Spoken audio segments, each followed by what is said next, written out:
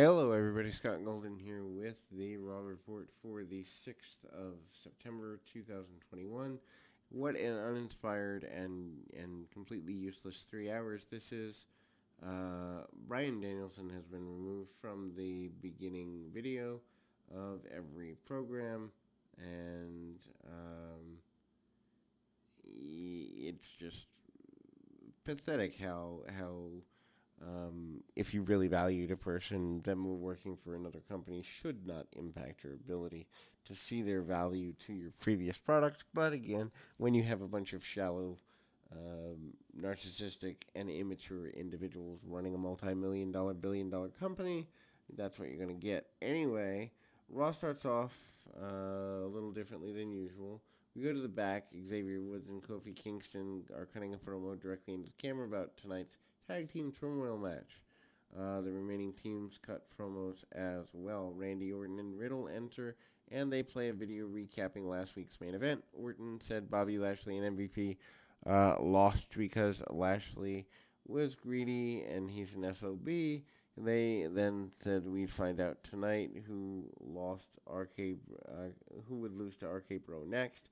Riddle does comedy, speaking about a few teams. Nothing really of any significance here. Orton seems annoyed and amused, and crowd really doesn't care about this because it's campy comedy that no one really cares about if they have an IQ over about 12. Anyway, Lashley and MVP interrupts. MVP tells Riddle to shut up and says Lashley wanted to rip Orton's head off for giving him the RKO last week. Lashley calls Orton a coward and challenges him to a singles match. Orton then said he'd accept the challenge if Lashley put the title on the line. Crowd cheers for that because, well, maybe there's a change. And we've kind of taught this crowd to, well, only care about changes in titles and major moments, not actual characters. Anyway, MVP accepted for Lashley, but at Extreme Rules, Lashley admitted that he's greedy, and he plans on speaking to Adam Pearce and Sonya Deville so they could get into the turmoil match, and he could become a double champion. New Day's music hits, and Byron Saxton says, "My heart just turned into a smiley face. This is just stupid." Byron Saxton is made to look like a goof, and Kingston suggested they speak to Deville and Pearce quickly because they are about to kick off the tag team turmoil match. Kofi Kingston and Xavier Woods defeat the Viking Raiders in 10:02. This was fine from a wrestling standpoint. Fast-paced match, back and forth.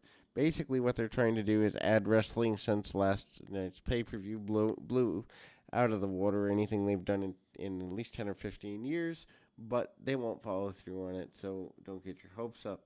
Anyway, Raiders catch Kingston on a dive, and they send Woods away. Going into commercial, Kingston makes a comeback following the break, but then the Raiders nail him with a combo.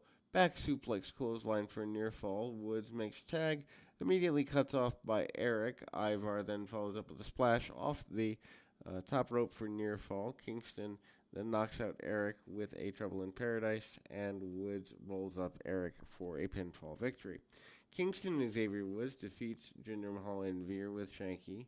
Mahal and Veer work over Woods through the break. Finish comes almost immediately coming back. New Day gives Mahal a combo backbreaker double foot stomp, and Woods picks up a pinfall win.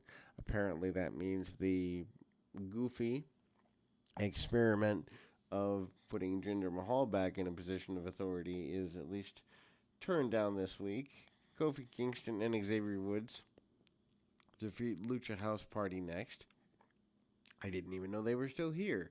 Anyway, fast-paced thing, and Woods picks up a pinfall winning by rolling up Grand Metalik as Kingston holds down Lince Dorado. I don't know.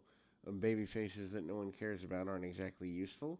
Anyhow, so Kingston and Xavier Woods defeat Mason T-Bar. Mason T-Bar dominate until Woods counters T-Bar's finisher into another roll-up pin. Roll-ups seem to be all they know how to do around here. Woods has picked up the pin in every elimination thus far. Maybe that's leading to a split of New Day, which would require creativity that I don't think most in WWE have at this point. Mason T-Bar attacked the New Day after the match. Mansoor tries making the save, but he's held up too. Mustafa Ali tries taking him out and tries to save him, but Ali gets beat up as well. Mason T-Bar, who are fine enough talents, but in a dead gimmick, uh, basically Lauren Dart Kingston into the steel steps, and then they post Woods. DeVille and Pierce run down and demand that they stop. Officials call them out to the back, and there we go. That's the end of the first hour, and really nothing of consequence happened. During the break, DeVille announced that they'd give New Day, Ali, and Mansoor a chance to recover, and then the turmoil match would continue later tonight. So we stopped a match in the middle because somebody did a run-in. This is completely goofy, and all the teams now, including Lashley and MVP, four remaining teams are New Day, Ali, and Mansoor, AJ Styles, and Omos, and Lashley and MVP, just for anyone keeping count at home, although this wasn't clearly defined until this point. So we're a third away into the show, and we still don't know what we're really doing. Sheamus defeats Drew McIntyre to become the number one contender for the U.S. title. McIntyre taking a loss is a disgrace, considering he beat Brock Lesnar less than 2 years ago in what should have been a major deal. Understandably, the pandemic turned it down, but you could still salvage McIntyre, which is one of the best talents they still have left. Maybe when his contract's up, he can go to All Elite Wrestling or Impact or somewhere that would at least appreciate his talents a little better than WWE does here. Anyway, they go 14-48, which is a long match by Raw standards. Superplex by Sheamus leads to a break. They're about 3 or 4 minutes into the match when that break takes place. McIntyre fights back with clotheslines, a belly-to-belly suplex, and a neckbreaker. Sheamus goes to the top but gets cut off in the second suplex in just about as much time. McIntyre tries a headbutt, but Sheamus is still wearing a mask, so he hurts himself in the process, looking like an idiot. Sheamus then responds with a headbutt for a near fall, follows up by the Alabama Slam for another near fall, and Sheamus does the Claymore countdown. McIntyre clotheslines him and hits a Future Shock DDT for a near fall again. McIntyre sends Sheamus shoulder first into the post and applies a Kimura, but Sheamus gets a rope break. McIntyre tries something off the top rope. Sheamus ducks and hits a knee strike for a near fall. McIntyre follows up with a white noise for a near fall of his own. McIntyre yanks Sheamus' mask off and then kicks him in the face, so brutality here. But basically McIntyre takes a loss, counter into a Schoolboy while holding the trunks for the pinfall. By the way, Schoolboys are still very popular. Looks like McIntyre's either leaving the brand or turning heel or both. Kevin Patrick interviews Damian Priest. Priest loves watching the fight and definitely watching the fight between McIntyre and Sheamus. And, of course, Priest and Sheamus have wrestled before, but we've got to see it again because,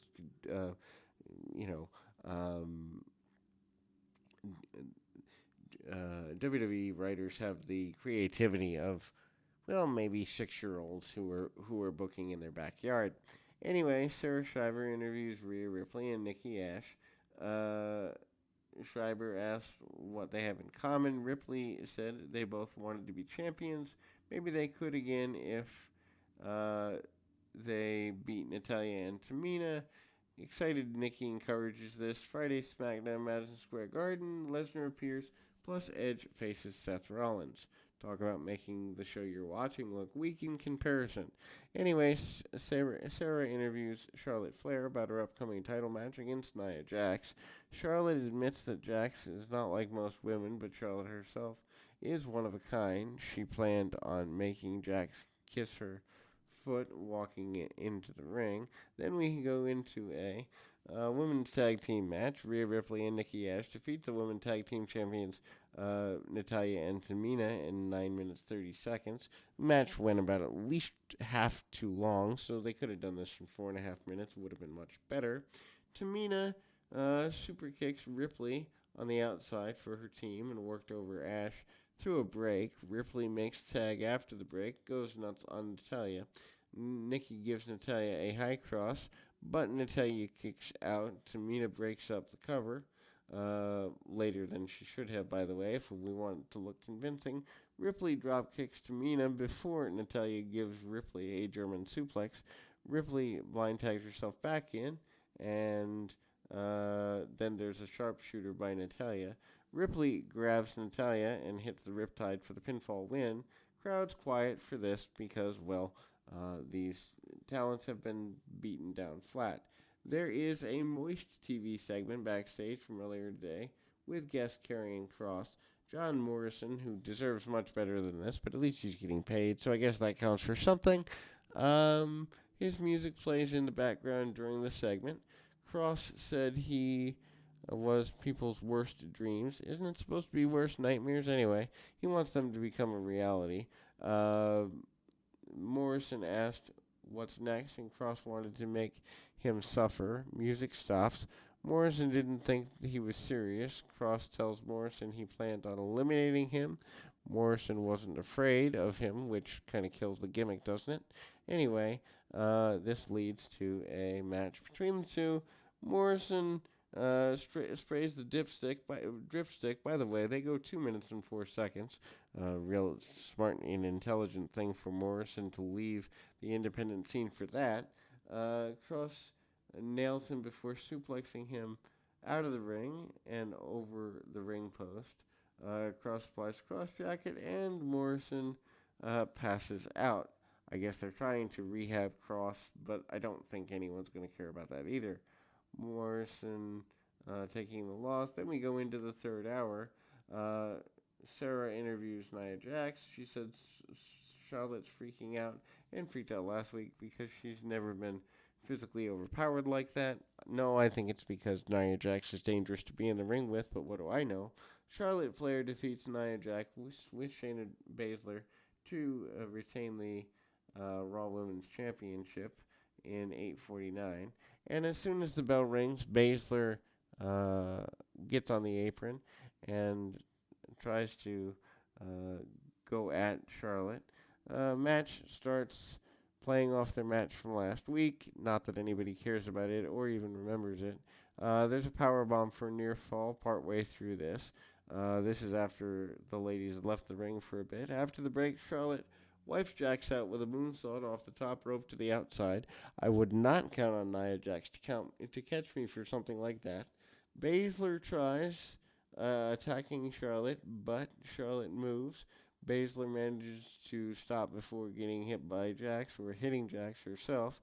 Baszler then hops up on the apron and distracts Jax long enough for Charlotte to hit a natural selection for the pinfall. Baszler seems pleased with herself in this goofiness. Post-match, Alexa Bliss appears on the screen and invites Charlotte to the playground. Charlotte isn't interested in the mind games of it all. Bliss said she'd just have to bring the playground to Charlotte. Lights go out, and Bliss appears in the ring. Charlotte asks Bliss what she wanted. Bliss points at the championship, and Charlotte agrees to this. Notice Charlotte Flair doesn't put over this goofiness. Probably will be forced to maintain her contract. But anyway, Reginald defeats Akira Tozawa in a hardcore championship match in 41 seconds. Probably went about 30 seconds more than it should have. Reginald wins using a flying senton into a pinfall. Post-match, Reginald manages to evade R-Truth and Cedric Alexander, Humberto Carrillo, Jackson Riker, Sheldon Benjamin, and Jeff Hardy. Yes, the 43-year-old Jeff Hardy, former teen heartthrob and useful talent, is now in this 24/7 division. Reginald backs up the stage and stops upon seeing Drake Maverick. Drake Maverick off of NXT and into this craziness, wearing a suit, and then Truth tries going after Reginald. That doesn't go the way they plan. Kevin Patrick interviews Doudrop when they come back from a break. She says that Eva Marie dropped and wanted a rematch. She said that Eva Lucian is more like Eva Delusions, and she's ushering in a new era, the Doudrop Oblivion. This is just stupid. Anyway, the continuation of the tag team turmoil match, remember that from earlier in the evening. Kofi Kingston and Xavier Woods defeating Mustafa Ali and Mansoor 4-17. I guess this is fine for what it is. However, Kingston gives Ali a superplex. That's like the third or fourth one of those in the show we've seen. Anyway, tries rolling up Mansoor and gets a near fall. Mansoor follows up with a roll up for a near fall of his own. Ref stops Mansoor to check on Woods, who is doing a decent sell job. Ali goes for the 450. Kingston moves, follows up with a Trouble in Paradise. Woods follows up with a springboard elbow for the pinfall win. AJ Styles and Omos defeats Kingston and Woods. Styles and Omos works over Woods back for a good bit of time. And then there's a roll up and a kick out. Woods clothesline Styles and tags in Kingston, who switches out and into midair by Omos. Post break, Styles is working over Kingston. Kingston comes back with a double foot stomp. Styles then tries a backflip, reverse DDT. Kingston counters into the Trouble in Paradise and Omos breaks up a cover. Woods goes after Omos, but Omos chucks him into the ring and almost handed Kingston to Styles, who hit Styles Clash for the pinfall win. And the champion, Bobby Lashley, and MVP defeat Styles and Omos. This is the final match of the show. Crowd chanted for MVP, who is from the Miami area, which is where they're doing the show from. MVP tags in and immediately tags out. Has a brief exchange with Styles. Styles tags in Omos. And crowd is going after the idea of Omos and MVP, or Omos and Lashley, but it doesn't really happen. Crowd chants for Lashley, and he fights the bigger man off. Lashley tries a vertical suplex, almost blocks it, and then drops Lashley. Lashley falls out of the ring and confronts Orton, who's watching at ringside, and then they argue. Styles wipes him out with a running crossbody over the announce table and almost sends Riddle into the barricade. Styles pushes Lashley into the ring before knocking down MVP. Almost sends Riddle into the announcer's desk. Styles then goes for the phenomenal forearm, but Lashley ducks, hits a spear for pinfall win. Lashley and MVP will face Orton and Riddle for the Tag Team Championship next week. Post-match, Omos gives Lashley tree slam, and Omos and Styles leave. Lashley gets to his feet, and Orton slips in, gives him an RKO. Orton and Riddle pose, and the show comes to a close. What a cluster mess, especially after the pay-per-view. Went through that in about less than 20 minutes. Saved you a bunch of time, but anyway, hopefully this is helpful. We'll be back with more right after this.